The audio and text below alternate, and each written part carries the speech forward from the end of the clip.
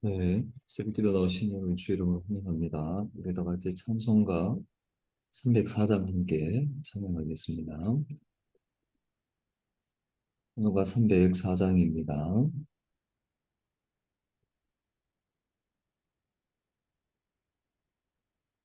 크신 하나님의 사랑 말로 다 영영 못하네. 저 높고 높은 별을 넘어 이 낮고 낮은 땅 위에 죄범한 영혼 구하려 그 아들 보내사 화목제물 삼으시고 죄 용서하셨네. 하나님 그 신사랑을 증량다 못하네.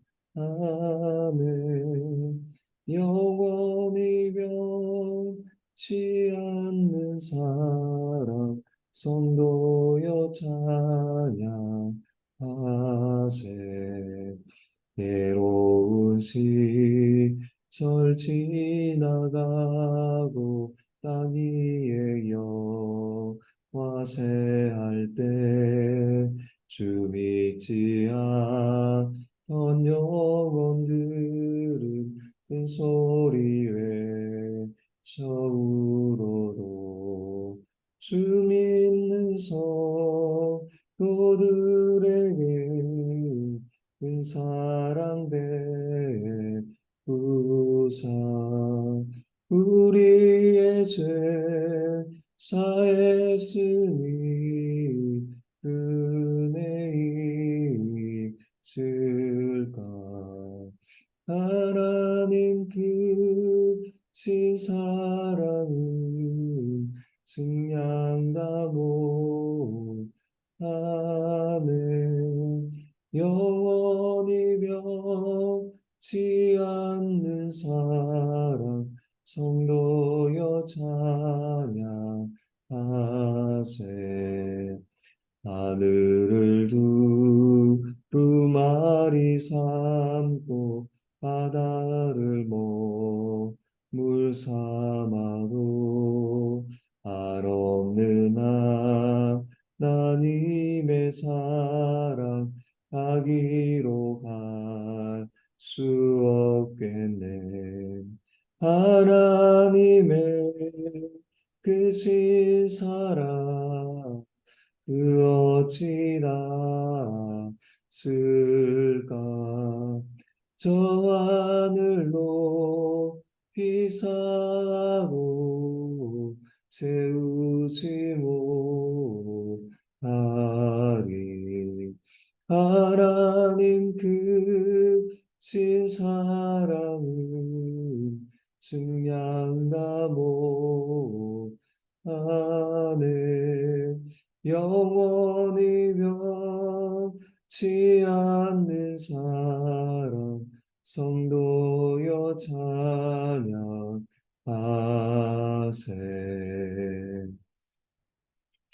아멘. 하나님께서 우리에게 주시는 말씀은 신약성경 디모데전서 1장 12절에서 20절 말씀입니다. 디모데전서 1장 12절에서 20절 말씀입니다.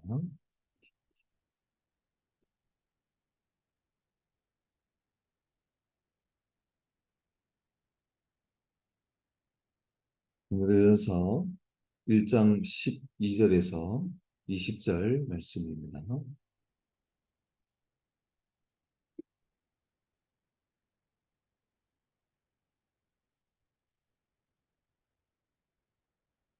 나를 능하게 하신 그리스도 예수 우리 주께 내가 감사함은 나를 충성되이 여겨 내게 직분을 맡기심이니 내가 전에는 비방자요 박해자요 폭행자였으나 도리어 긍휼을 입은 것은 내가 믿지 아니할 때 알지 못하고 향하였습니다. 우리 주의 은혜가 그리스도 예수 안에 있는 믿음과 사랑과 함께 넘치도록 풍성하였도다. 이보다 모든 사람이 받을 만한 이 말이요 그리스도 예수께서 죄인을 구원하시려고 세상에 임하셨도다 하였도다. 죄인 중에 내가 계수니라. 그러나 내가 긍휼을 입은 까닭은 예수 그리스도께서 내게 먼저 일체 오래 참으심을 보이사 그의 주를 믿어 영생을 얻는 자들에게 본이 되게 하려 하심이라. 영원하신 왕, 곧 썩지 아니하고 보이지 아니하고 홀로 하나이신 하나님께 존귀와 영광이 영원 무궁하도록 있을지어다. 아멘. 아들 디모데야, 네가 내게 이 교훈으로서 명하노니 전에 너를 지도한 예언을 따라 그것으로 선한 싸움을 싸우며 믿음과 착한 양심을 가지라. 어떤 이들은 이 양심을 버렸고 그 믿음에 관하여는 파선하였느니라. 그 가운데 후메네오와 알렉산더가 있으니 내가 사탄에게 내준 것은 그들로 훈계를 받아 신성을 모독하지 못하게 하려 함이라. 아멘. 네, 오늘도 이 하루를 말씀과 기도로 시작하게 하신 하나님께 감사와 영광을 올려드립니다. 우리는 어제 새벽에 저자가 이 강조하는 바를 통해서 중심 메시지를 우리가 정리해 보았습니다. 교회는 은혜의 복음에 감사하며 믿음의 선한 싸움을 싸워야 한다고 했습니다. 영원한 왕이신 하나님께서 우리 같이 자격 없는 죄인을 구원하시기 위해 예수 그리스도를 이 땅에 보내어 주셨습니다.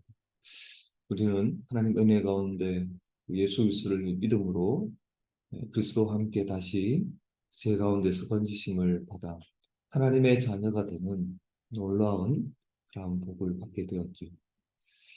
또한 뿐만 아니라 자격 없는 바울을 구원하시고 또 충성되이 여겨 그에게 귀한 직분을 맡기고 복음을 전하게 하셨던 것처럼 우리 주님께서 우리를 복음의 또한 일꾼으로 불러주셨습니다.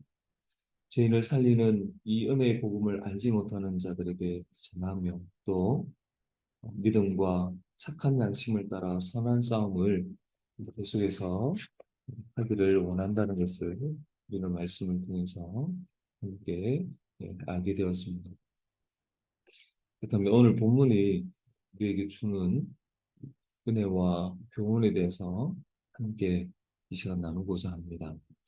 첫째, 여러분 교회는 은혜의 복음으로 구원을 받았습니다.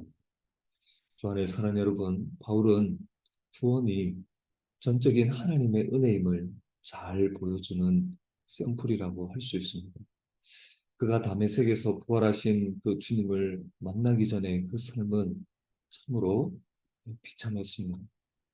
교회를 비방하고 박해하는 데에 앞장섰던 하나님의 진노와 심판을 피할 수 없었던 그런 큰 죄인이었죠. 그러나 주님은 자격 없는 그 큰 죄인이었던 바울에게 은혜와 풍성한 긍휼을 베풀어 주셨습니다. 모든 죄에서 구원하실 뿐만 아니라 그를 충성되이 여겨 이방인에게 복음을 전하는 직분을 맡겨 주셨죠. 또한 직분을 주실 뿐만 아니라 그 직분을 감당할 수 있는 능력도 허락해 주셨습니다.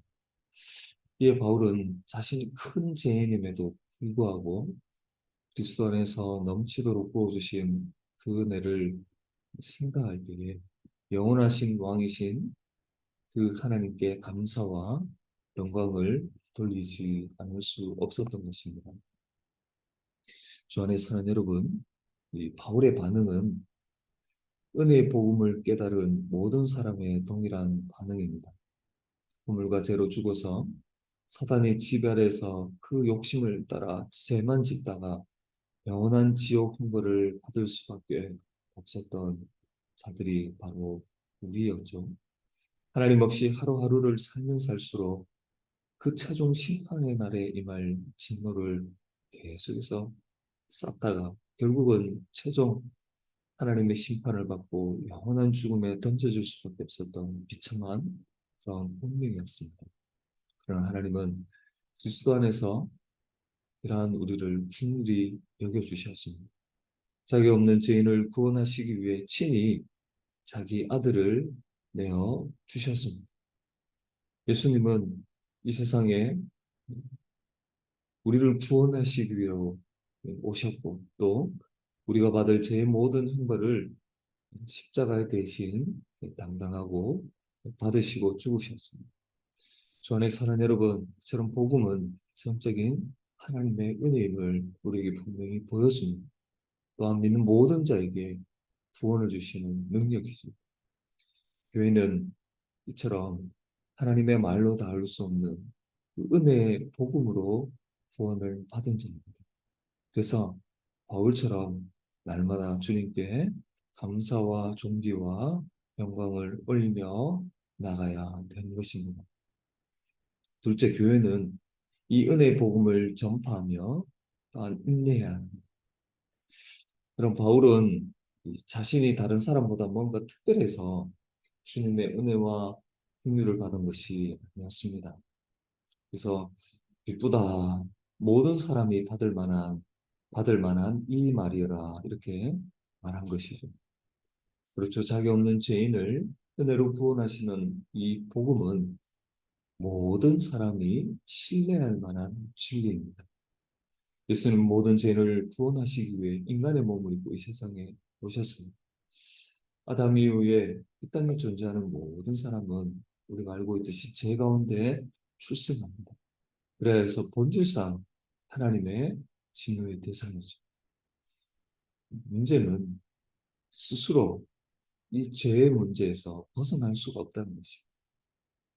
하나님이 진노하시는데 그 진노에서 벗어날 능력이 없다는, 뭐 다른 사람에 비해서 조금 더 양심적이고 착하게 살아갈 수 있지만 하나님의 의의 기준에는 조금 더 미치지 못하는 것입니다.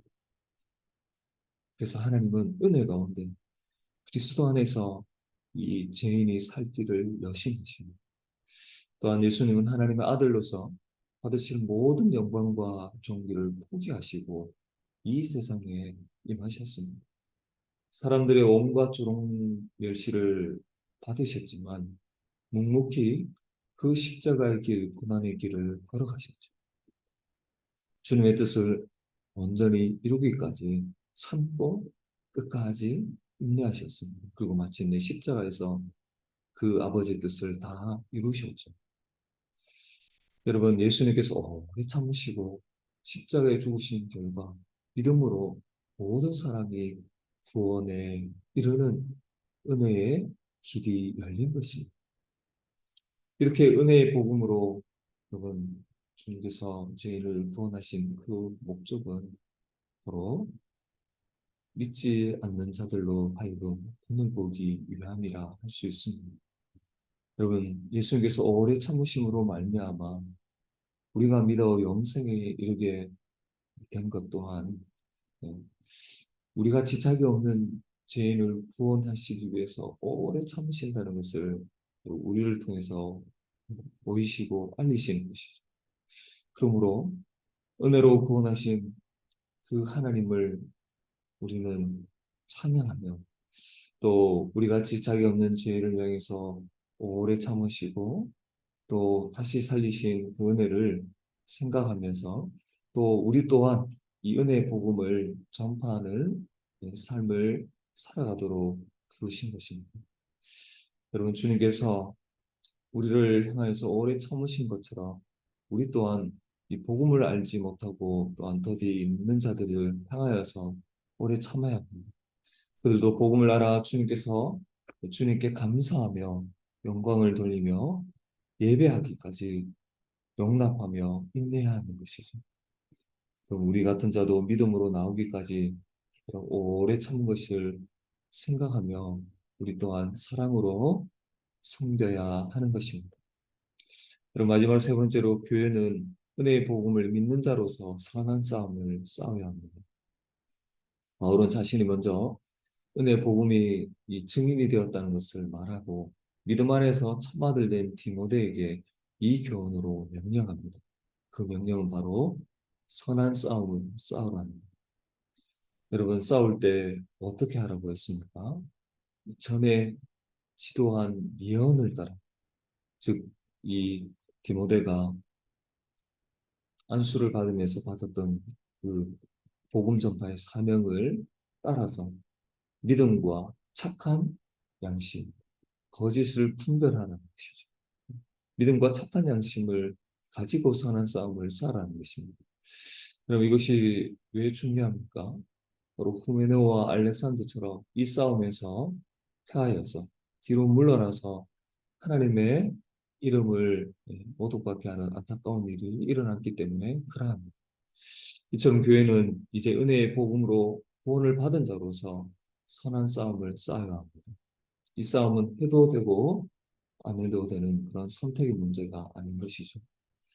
은혜의 복음으로 세워진 이 교회를 보호하며 지키는 아주 중요한 문제인 것입니다. 만약 교회 안에 여러분 거짓 가르침을 용납할 때에 어떤 일이 일어날지 우리는 전 문맥을 통해서 이미 살펴보았습니다. 청결한 마음과 선한 양심과 거짓이 없는 믿음에서 나오는 사랑이 아니라 논쟁과 다툼으로 인한 분열을 초래했습니다. 그리스도의 몸을 찢으며 하나님의 이름을 해방하는 죄를 짓는 것입니다. 그러므로 우리는 주님이 회복하신 착한 양심을 따라 거짓 가르침을 분별하며 복음의 진리가 선포되도록 또한 그 가르침을 따라 살기 위해 우리는 선한 싸움을 해야 합니다. 우리가 주님께 받은 그 은혜와 사랑의 기초에서 온유함으로 행하되 또한 진리를 거스르고 대적하는 이 영역에서만큼은 단호하게 거부하고 막아서야 하는 것입니다. 오늘 이 새벽에 하나님께서 우리에게 주시는 이 은혜와 교훈을 붙들고 또 믿음으로 기도하며 나아가는 이산 청년 우리 모두가 될 수 있기를 간절히 주의 이름으로 부탁을 드리겠습니다. 네, 우리 한번 기도하겠습니다.